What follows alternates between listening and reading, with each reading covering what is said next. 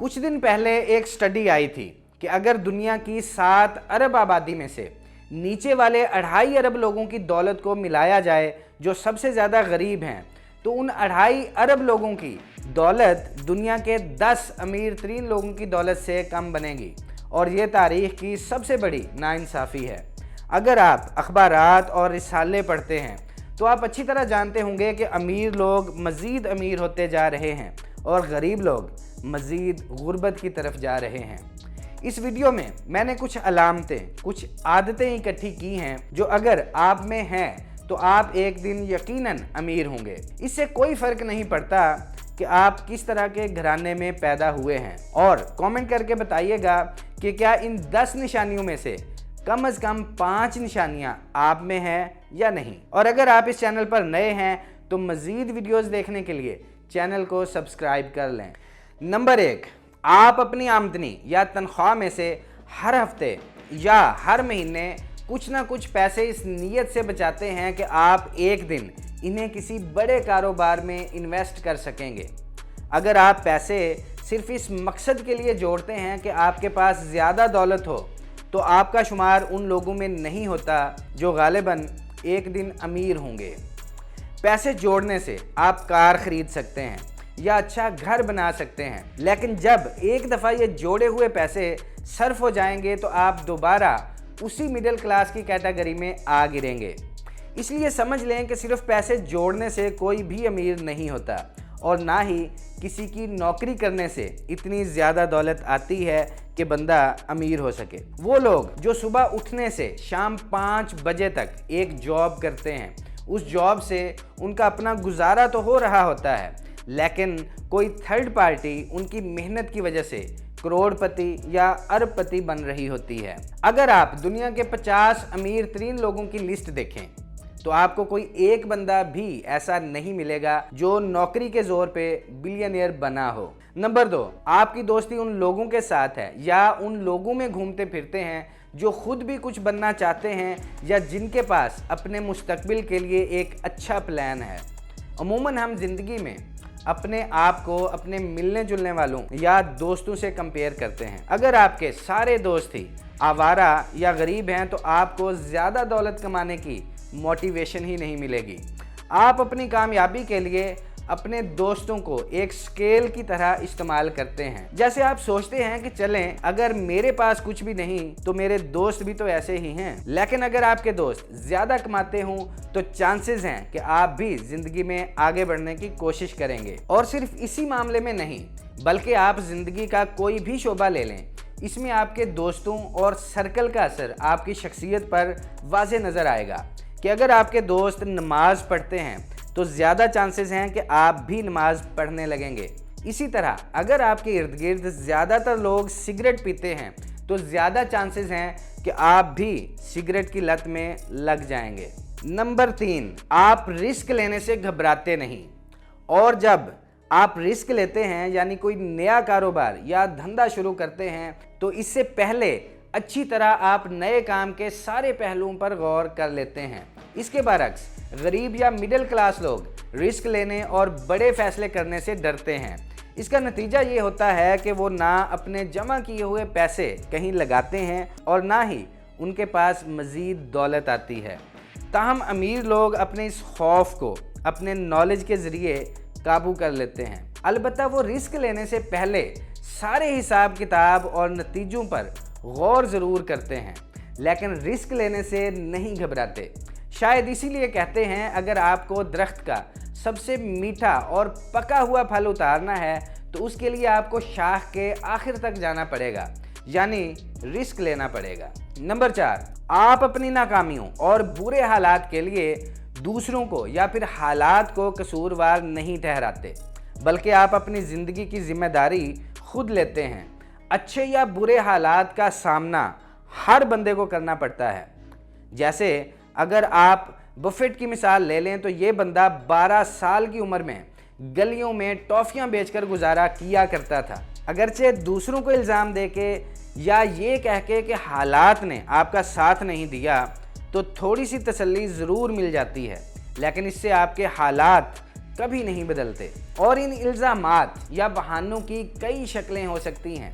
जैसे हो सकता है आप कोई कारोबार करने के लिए पैसे जमा कर रहे हों और फिर किसी हादसे या घर में किसी के बीमार हो जाने की वजह से आपके काफ़ी सारे पैसे लग जाएं, तो ये कहकर आइंदा भी पैसे जोड़ना छोड़ दें कि मुझसे पैसे जुड़ते ही नहीं, हमेशा मुझसे पैसे ज़ाय हो जाते हैं। जो लोग अपनी बुरी ज़िंदगी के लिए दूसरों को कसूरवार ठहराते हैं, अगर वो अनबाइस्ड होकर अपनी ज़िंदगी का तजिया करें तो 99% लोगों को ये नतीजा मिलेगा कि उनके बुरे हालात की सबसे बड़ी वजह वो खुद हैं।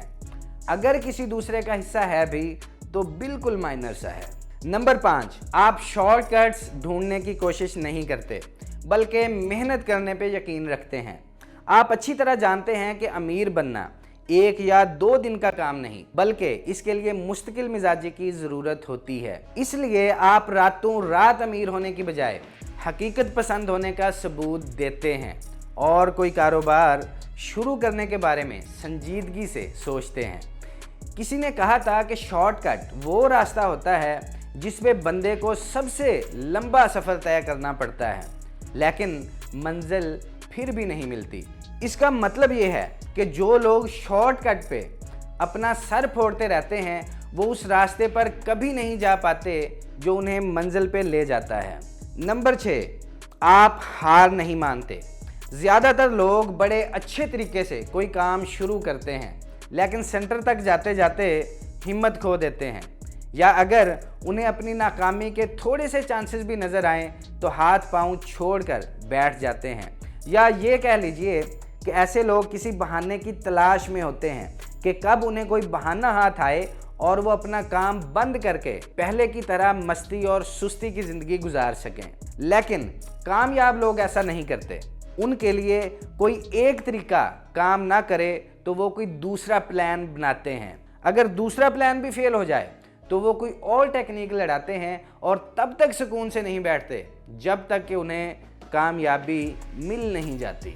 नंबर 7, आपकी कुव्वत इरादा मजबूत है और अगर आपको कोई नया आइडिया आए तो आप उसके बारे में सोचते ही नहीं रह जाते बल्कि स्टेप लेते हैं और इस आइडिया को हकीकत में बदलने की कोशिश करते हैं। आप ख़बरों और जदीद ट्रेंड्स के बारे में अच्छी मालूमात रखते हैं और ख़ूब अच्छी तरह जानते हैं कि लोगों की दिलचस्पियां किस तरफ हैं और लोग क्या पसंद करेंगे और क्या नहीं। आप कोई ऐसा कारोबार शुरू नहीं करेंगे जिसकी डिमांड ही ना हो। नंबर 8, आप किसी एक काम पे अच्छी तरह फोकस करने की सलाहियत रखते हैं। इसका मतलब यह है कि आप अपने डेली रूटीन में इलेक्ट्रॉनिक डिस्ट्रैक्शंस नहीं आने देते। जैसे अगर आप कोई काम करने बैठते हैं तो आप बार बार अपने मोबाइल को चेक नहीं करते बल्कि पूरी तवज्जो से अपना काम करते हैं। या फिर अगर आप सुबह जल्दी उठने की नीयत करते हैं तो बार बार अलार्म को आगे नहीं करते बल्कि पूरी अथॉरिटी के साथ एक ही दफ़ा उठ बैठते हैं और अपना काम शुरू कर देते हैं। किसी भी काम में कामयाब बनने के लिए आपके फोकस करने की एबिलिटी का अच्छा होना बहुत ज़रूरी है। यानी कोई काम करते हुए अपनी तवज्जो को इधर उधर भटकने नहीं देना होता। नंबर 9, आप अपनी ज़िंदगी इस तरह नहीं गुजारते कि चलें अच्छा टाइम गुजर रहा है, गुजारा हो रहा है तो बस ठीक है, बल्कि आपके पास बाकायदा प्लान्स हैं और आपकी ज़िंदगी का कोई मकसद है। आपने अच्छी तरह तय किया हुआ है कि अगले 1 साल में आप प्लॉट ख़रीद लेंगे और 2 साल तक अपना घर बना लेंगे।